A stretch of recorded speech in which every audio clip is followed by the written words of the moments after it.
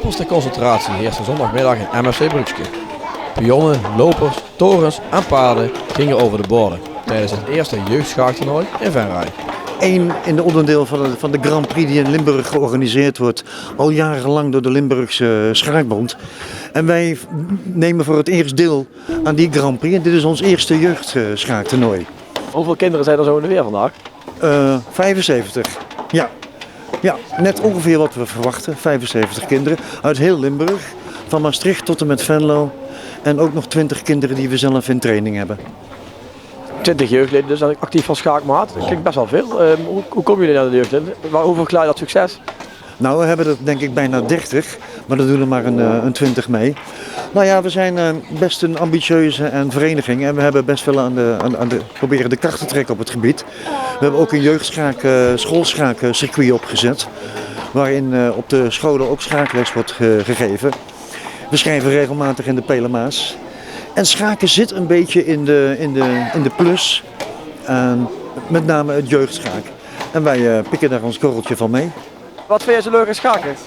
Gewoon dat je moet denken en dat het een denksport is. Gewoon het hele idee van het spel. Ja, dat vind ik zo leuk aan schaken.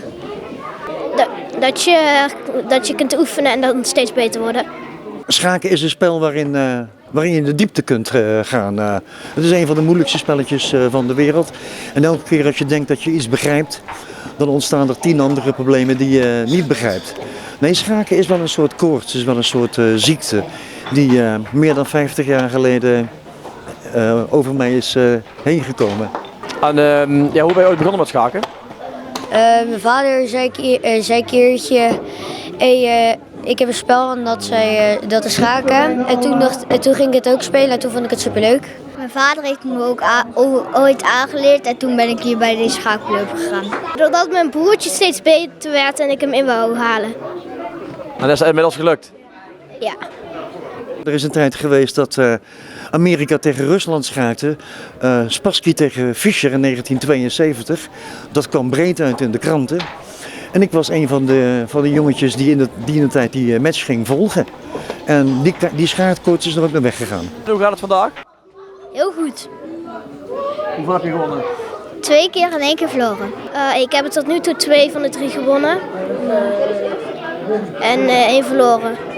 Ik heb er 1 gewonnen. En ga je vandaag met de beker naar huis, denk je? Misschien. Ik weet het niet zeker. Ik zou wel willen. Ja, denk het wel. Niet met het eerste, tweede denk ik. Of derde. Tweede of derde. Hoe maak je kinderen enthousiast voor schaken? Nou, door vooral ze over de drempel van de spelregels te brengen. Want het begin is best lastig met al die verschillende regels. Maar dan zie je op het moment dat kinderen een beetje vrijuit met die stukken kunnen bewegen, dat ze het hartstikke leuk vinden. Die hebben geen extra aanmoediging nodig. En wat is jouw favoriete schaakstuk? De dame. En waarom?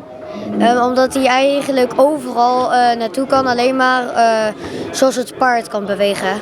De dame. En waarom? Omdat hij het meest kan. Dus als je de dame verliest in het spel, dan wordt het al een moeilijk verhaal. Ja. We bestaan nu een jaar of 3. We hebben een kleine 20 seniorleden. Nou, dat gaat net. Maar hierbij een oproep aan iedereen die kijkt. Meld je aan. Het is hartstikke gezellig hier in het Brugske.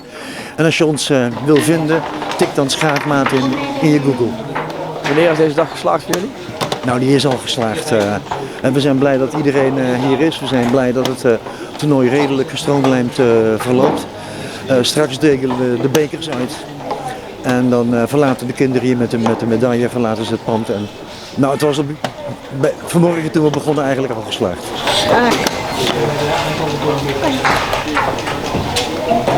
Ik kan ook zo aanwijzen iets zeggen. Nat. Jij reageert zo uit.